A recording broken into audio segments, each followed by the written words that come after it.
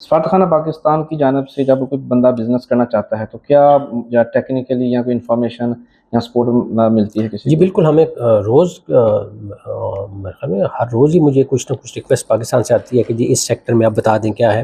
तो वो तो हम उनको मुकम्मल फ़ौरी तौर पे जल्द अज़ जल्द, क्योंकि मेरे पास यहाँ पे ज़ाहिर है टीम भी उस तरह से उतने ज़्यादा लोग नहीं हैं। हमारे कमर्शियल काउंसलर माशाल्लाह इरशाद हुसैन भट्टी साहब बहुत अच्छा काम कर रहे जी, हैं। जी। लेकिन वो एक अफ़सर हैं, उनके साथ 1 या 2 स्टाफ मेंबर हैं, तो ज़ाहिर है अगर एक दिन में 5-6 रिक्वेस्टें आ जाएँ मुख्तलिफ़ सेक्टर्स की तो उसमें टाइम लगता है। लेकिन हम कोशिश करते हैं कि जल्द अज़ जल्द पीछे हम रिपोर्ट भेजें, जिसने भी पूछा हमसे कि जी इस सेक्टर में जिसमें आप आना चाह रहे हैं क्या अपॉर्चुनिटीज़ हैं और किस तरीके से आप आएँ।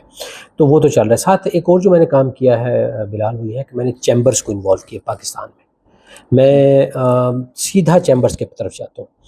फॉर एग्ज़ाम्पल अगर आप बात करें, मैं एक एग्ज़ाम्पल मिसाल के तौर पे दे रहा हूँ कि अगर आपने सर्जिकल इंस्ट्रूमेंट्स और मेडिकल अप्लायंसेस की बात करनी है तो मैं सियालकोट चैम्बर के पास सीधा जाऊँगा। ठीक। अगर आपने टेक्सटाइल या उसकी बात करनी है, मैं फैसलाबाद चैम्बर की तरफ सीधा जाऊँगा, ठीक है जी।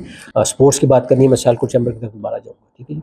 तो इसी तरह हम कराची चैम्बर के साथ, इस्लामाबाद चैम्बर के साथ, लाहौर चैम्बर के साथ, फेडरेशन एफपीसीसीआई के साथ वहीं। तो उससे अल्हम्दुलिल्लाह ये हुआ है कि डायरेक्टली इन्वॉल्व चूँकि हम हुए हैं, तो अब काफ़ी इंटरेस्ट डेवलप हुआ है पाकिस्तान में।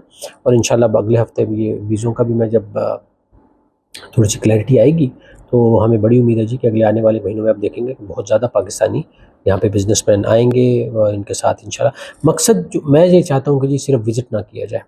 आप आएँ, ओमान बड़ी खूबसूरत जगह है, आएँ, जी। घूमें-फिरें, लेकिन साथ अगर आप बिज़नेसमैन हैं तो कुछ फिर कोशिश करें कि आप कोई डील करके जाएँ।